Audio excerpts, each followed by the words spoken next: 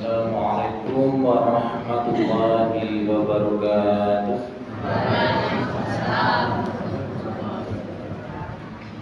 Innal hamdalillah nahmaduhu wa nasta'inuhu wa nastaghfiruh wa na'udzu billahi min shururi anfusina wa min sayyiati a'malina. May yahdihillahu fala mudilla lahu wa may yudlil fala hadiya lahu. Asyhadu an la ilaha illallah wahdahu la syarika lah wa asyhadu anna Muhammadan abduhu wa rasuluh. Allahumma shalli ala Muhammadin wa ala alihi wa sahbihi wa man tabi'ahum bi ihsan ila yaumil qiyamah. Bapak-bapak, ibu-ibu, para jemaah saya, mari kita mulai dengan membaca doa terlebih dahulu. Bismillahirrahmanirrahim. Raditu billahi rabba wa bil islami dina wa bi Muhammadin nabiyyan wa rasulah. Rabbi zidni ilma warzuqni fahma. Amin. Alhamdulillah, pada malam hari ini kita sampun lebet bulan Sya'ban tanggal 16 Sya'ban 1445 Hijriah. Ateges kirang langkung 14 hari lagi, ya, kurang lebih 14 hari paling telat kita akan bertemu dengan bulan Ramadan, ya. Dan bulan Sya'ban menikah bulan untuk pembukaan atau persiapan untuk menyambut Ramadan. Maka barang siapa yang di bulan Sya'ban ini berhasil memperbaiki dirinya, memperbaiki hatinya, memperbaiki keikhlasannya, ya, niatnya, maka insya Allah di bulan Ramadan dia akan lebih siap dan akan maksimal dalam menggunakan waktu-waktunya di bulan Ramadan. Maka dahulu, ya, para orang-orang alim dahulu sudah melazimkan amalan-amalan, yang sudah membiasakan amalan-amalan yang ada di bulan Ramadan itu mereka laksanakan di bulan Sya'ban. Jadi membiasakan dirinya supaya nantinya di Ramadan sudah terbiasa. Tapi itu sekali lagi yang paling penting adalah mempersiapkan hati kita. Dan hati kita itu, ya, kadang iman itu naik dan turun, ya. Dia naik dengan amal-amal kesolehan, dengan kebaikan, dengan thalabul ilmi misalnya, ya, dengan melaksanakan kewajiban dengan sebaik mungkin, ya. Maka itu iman akan naik. Dan iman juga bisa turun dengan sebab apa? Perbuatan maksiat dan dosa-dosa. Maka bulan Sya'ban ini mari kita memperbanyak istighfar, berusaha bertobat dari dosa-dosa sehingga hati kita itu menjadi lebih mudah untuk diajak kepada kebaikan. Karena kunci kebaikan seseorang itu terletak pada hatinya, ya. Mohon maaf, datang ke majelis taklim thalabul ilmi itu sebenarnya secara fisik tidak berat. Tidak masjid Nur Hidayah, kalih tidak teng Surabaya berat pundi, Bu? Nek teng Surabaya sangune pinten? Neng tidak teng masjid sangune pinten? Ora nggo sangu ora apa-apa. Ya, tapi ada orang yang kalau diajak ke Surabaya langsung sempritil gitu, ya. Tapi kalau diundang pengajian berat. Ya, diundang ngaji enggak tertarik gitu. Tidak teng cembengan iki secembengan iki. Ya, tidak teng cembengan, ya, tidak teng alun-alun atau teng Batu Kesmo, teng pasar malam, tidak teng pasar malam.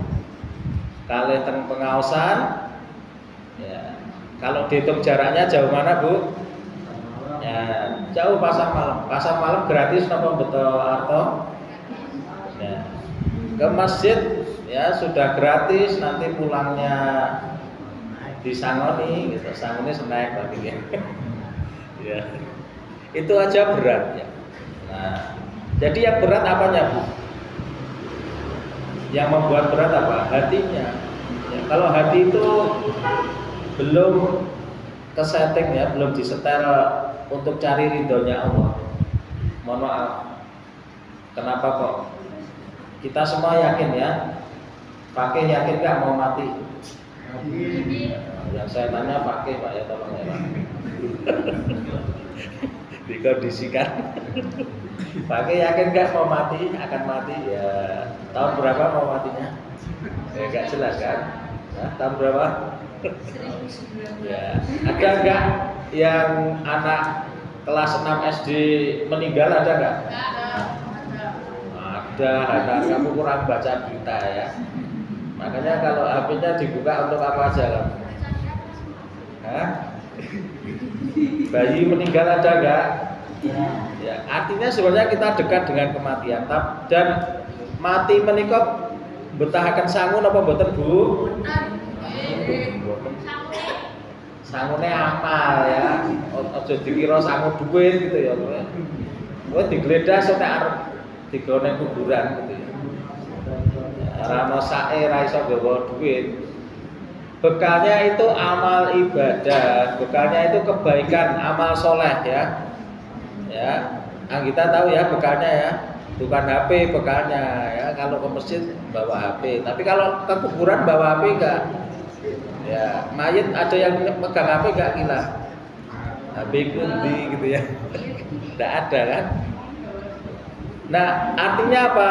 Umur berapa saja kita itu akan mati. Tapi kenapa orang menunda untuk amal? Kenapa orang menunda beramal soleh? Kira-kira apa sebabnya Bapak Ibu? Sibuk mengejar dunia. Padahal kematian bisa datang tiba-tiba ya. Nah, disitulah fitnah dunia itu maksudnya begitu. Dunia itu menggoda ya.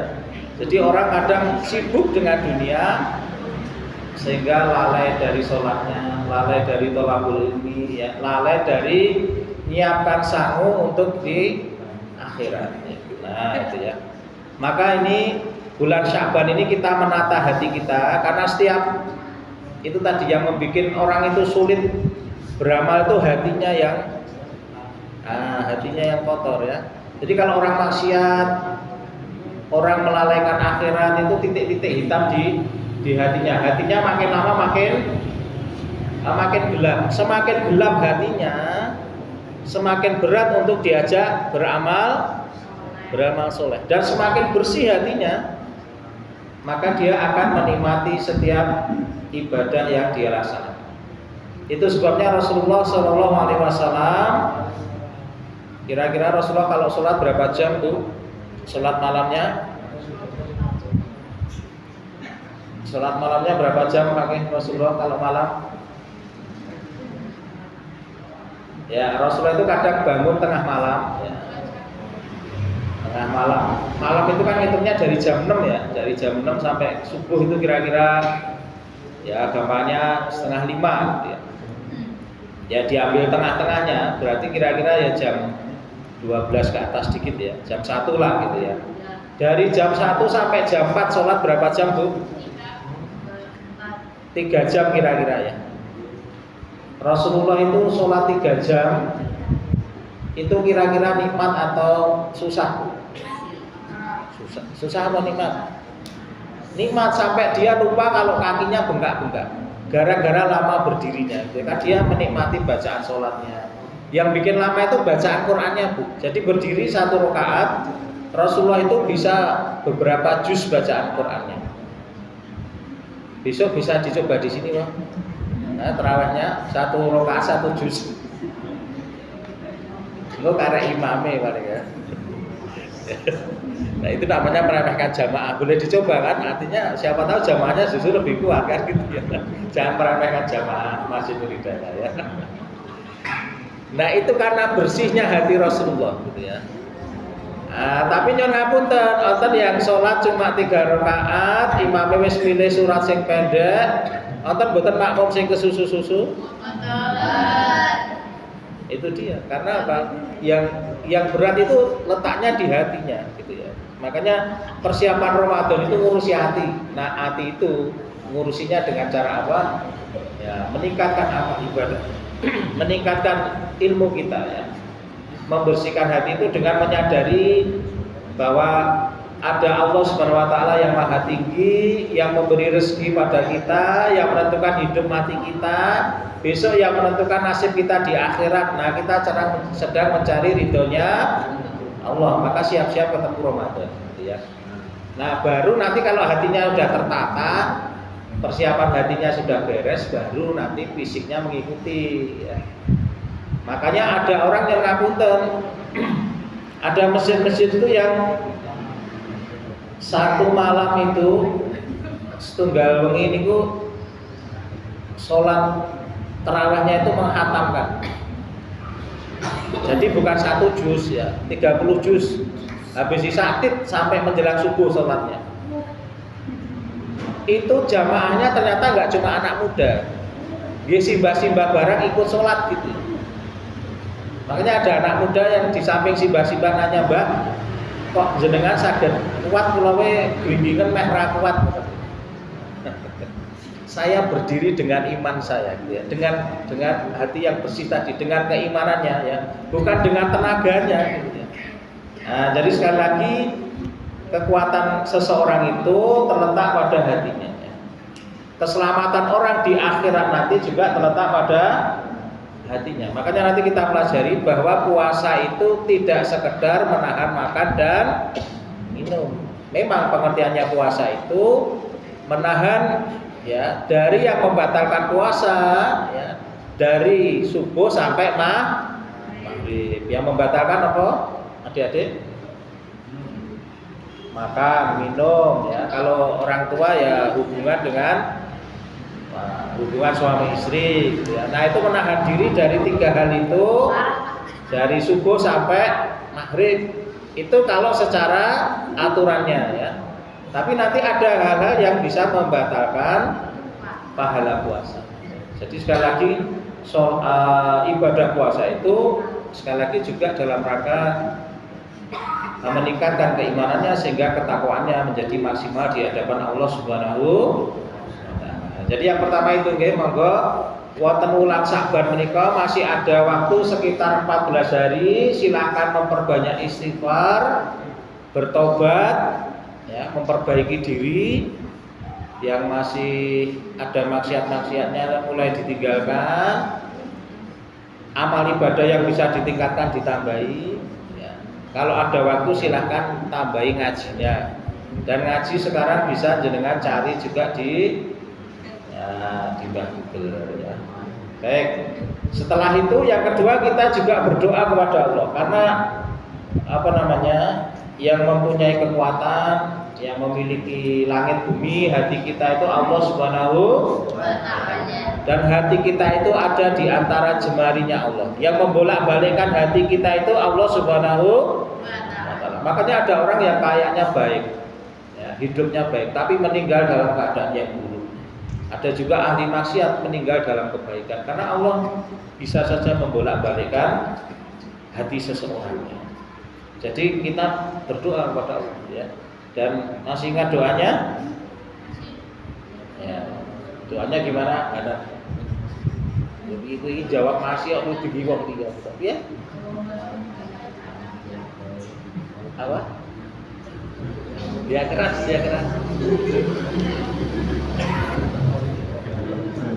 Ya, ini doa menyambut Ramadan ya. Oke ya.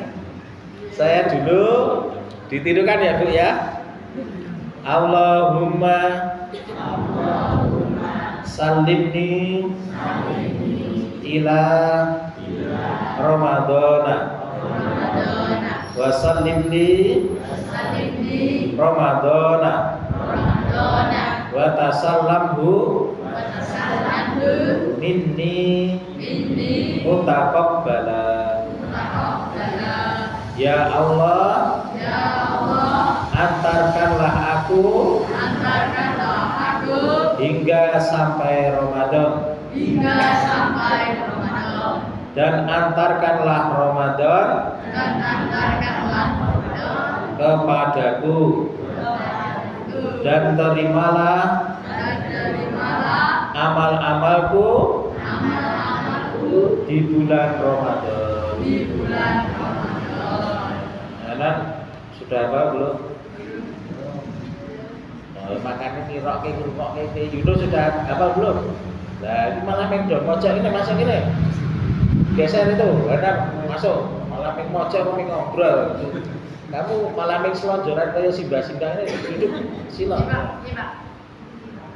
Baik, ini doanya gini nggih Mbak, menawi dereng hafal minimal kagem dungane piyambak-piyambak. Ya Allah, ya berilah aku kesempatan bertemu Ramadan atau panjangkanlah umurku agar bertemu dengan Ramadan dan berilah aku kemampuan beramal di bulan Ramadan dan terimalah amal-amalku di bulan Ramadan. Nah itu inti doanya begitu ya. Kalau belum hafal doa ini dan doa ini sebenarnya juga enggak diajarkan oleh Rasulullah gitu ya. Ini doa oleh orang-orang alim dahulu ya. Juga ada yang mengatakan doa para sahabat gitu ya. Tapi doa ini kita ambil redaksinya saja, yaitu bahwa kita berharap ketemu Ramadan ya. Dulu sudah saya sampaikan bahwa ada sahabat ya, berdasarkan penjelasan Tolha bin Ubaidillah, ada dua sahabat yang satu meninggal mati syahid ya, ada dua orang masuk Islam bersamaan, yang satu meninggal dalam perang mati syahid. Setahun kemudian ada yang meninggalnya di rumah, meninggal dalam keadaan tidak berperang, mati di rumahnya. Tolha bin Ubaidillah itu bermimpi bahwa yang mati setahun kemudian itu ternyata masuk surganya duluan, derajatnya lebih tinggi daripada yang mati syahid. Nah para sahabat heran karena tingginya derajat orang yang mati syahid. Ini ditanyakan ke Rasulullah, ya Rasulullah, kok bisa terjadi seperti itu gitu ya. Maksudnya mereka heran, kok heran ada orang mati biasa derajatnya lebih tinggi dari orang yang mati syahid. Maka Rasulullah menjelaskan, bukankah yang meninggal belakangan itu bertemu dengan Ramadan, kemudian berpuasa di bulan Ramadan, sholat di bulan Ramadan. Kata Rasulullah, jarak mereka itu lebih jauh dari jaraknya langit dan bumi. Nah ini pentingnya kita berdoa kepada Allah supaya ketemu dengan Ramadan. Karena orang yang terbaik di antara kita itu yang diberi umur oleh Allah lebih panjang dengan amal yang lebih banyak. Karena jarak 1 tahun itu lebih lebar dari langit dan bumi. Dan kemarin juga sudah kami sebutkan bahwa di Ramadan itu ya, amal-amal ibadah kita itu pahalanya lebih banyak dibandingkan dari amalan-amalan di luar Ramadan, terutama nanti ketika bertemu dengan Lailatul Qadar ya. Jadi sekali lagi ini yang disebut keberkahan waktu, sama seperti jenengan ketemu hari Jumat ya, makanya jangan dilupakan hari Jumat ya. Roh Jumat kok lali gitu ya. Nek tanggal nek setu ra lali, nek Jumat lali. Ya, karena nek setu seton ya, bayain apa amplop. Nah, Jumat itu amal ibadah kita itu pahalanya lebih banyak juga Bu ya. Dianjurkan sedekah, dianjurkan sholawat gitu ya. Dianjurkan memperbanyak amal-amal yang lain. Begitu juga Ramadan dipilih oleh Allah sebulan penuh, dipilih untuk turunnya kitab-kitab suci, turunnya Al-Quran, juga Taurat, Zabur dan sebagainya. Kemudian juga dipilih Allah untuk ditetapkannya puasa wajib selama 1 bulan. Maka beramal di bulan Ramadan pahalanya jauh lebih banyak. Ya. Ini ngaji ini Bu, datang ke majelis ilmu itu pahalanya besar sekali Bu ya. Dimudahkan jalan kita menuju surga. Atau bahkan majelis ilmu itu disebut oleh Rasulullah taman-tamannya surga. Kita sedang ada di taman-tamannya surga. Ini pahalanya banyak sekali nih. Di bulan Sya'ban ini aja pahalanya banyak. Apalagi nanti di bulan Ramadan. Dan di bulan Ramadan jenengan kali Masjid Nur Hidayah oleh pengurusnya oleh panitianya, difasilitasi pengajian sehari 3 kali. Habis subuh ada kultum. Ya meskipun namanya kultum tapi sering pengajiannya lebih dari 7 menit. Jadi ganjarannya tambah oke. Gitu. Nanti ada pengajian menjelang buka puasa. Ada pengajian setelah sholat isya ya menjelang tarawih. Nah itu dimanfaatkan sebaik mungkin. Itu anjenengan di taman-taman surga di waktu yang barokah, pahalanya besar sekali. Dimanfaatkan sebaik mungkin. Yang saya agak terenyuh itu kalau subuhan. Jamaah subuhnya banyak, alhamdulillah di tempat kita jamaah subuhnya banyak. Begitu penceramahnya naik ke mimbar, jamaahnya bubar, yang bapak-bapak. Jadi rada ngenes. Ya, mungkin mereka ada jadwalan yang menunggu gitu ya, jadi cepat-cepat pergi. Gitu. Ya, husnuzonnya begitu. Nah, kalau nggak ada kegiatan bersamaan, silahkan besok habis subuh juga diikuti pengajiannya. Itu waktu yang masya Allah ya, keberkahan waktu. Ramadan itu kalau ulama membahas Ramadan itu setiap detiknya sangat berharga. Maka kalau ada kesempatan kita duduk di satu tempat dapat pahala, okay. Jenengan mendengarkan pengajian itu kan nggak butuh mikir rambut toh, ya nggak gila. Kamu pengajian mikir berat atau enggak? Tidak, mikirnya rambut orang atau iso karo guyu barang kan. Nah, itu ya. Wah penak banget gitu ya, tinggal duduk nek karo ngantuk ya liar gitu ya. Itu dapat pahala kok ditinggalkan gitu ya. Apalagi Ramadan, jangan sampai kita tinggalkan ya.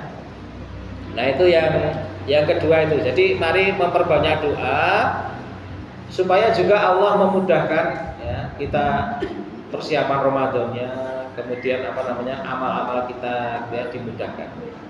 Nah itu ya. Jadi bulan Sya'ban ini bulan perbaikan diri. Barang siapa yang berhasil memperbaiki dirinya, maka insya Allah di Ramadan dia akan berhasil mendapatkan rahmat barokah dari Allah Subhanahu wa Ta'ala. Mudah-mudahan kita yang hadir malam hari ini termasuk oleh Allah Subhanahu wa Ta'ala diberikan ya kemudahan, diberikan rahmat dan barokah sehingga bisa bertemu dengan bulan Ramadan, beramal di dalamnya dan amal kita diterima oleh Allah Subhanahu wa Ta'ala ya. Kemudian apa yang perlu diperhatikan di bulan Ramadan itu? Yang pertama, Rasulullah SAW menyampaikan ya dalam hadis riwayat At-Tabrani, dan hadis ini dinilai sahih ya dengan jalur yang lain seperti itu oleh ahli hadis Syekh Al-Albani ini. Rubba sha'imin hadduhu min siyamihil ju'u wal 'atash. Betapa banyak orang yang berpuasa namun dia tidak mendapatkan dari puasanya tersebut kecuali rasa lapar dan dahaga.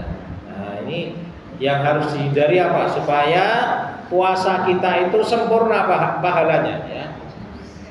Kita memang puasa memperhatikan syarat rukunnya ya. Memperhatikan ketentuan-ketentuannya sehingga puasa kita itu sah, diterima ya. Tapi juga perlu diperhatikan bagaimana supaya pahalanya tidak hilang. Maka Rasulullah menyampaikan, man lam yada qaulaz zuri wal amala bihi falaisa lillahi hajatun fi ayyada'a ta'amahu wa syarabahu.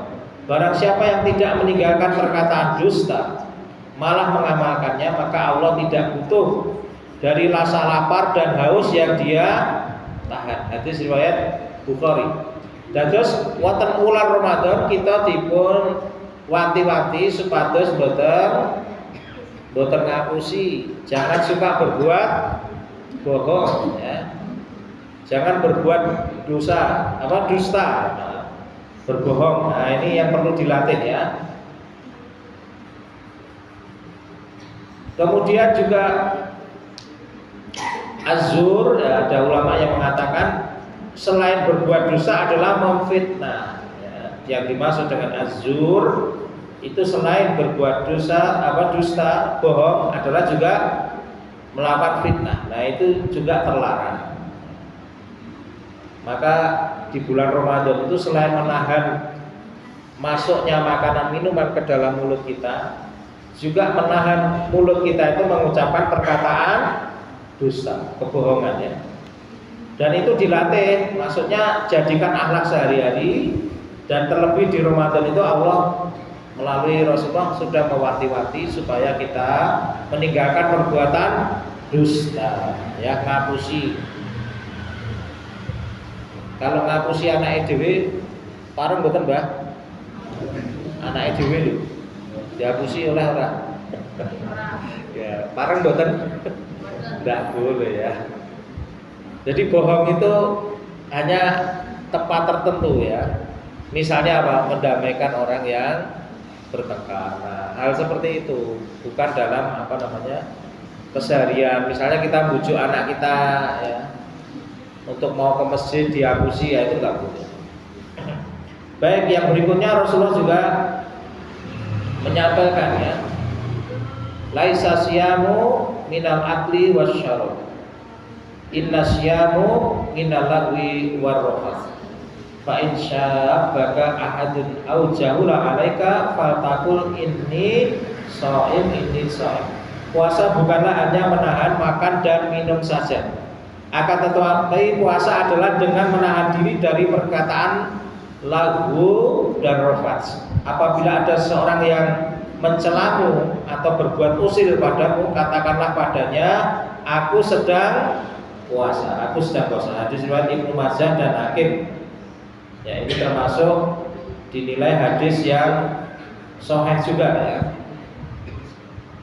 Dan disebutkan al-laghul,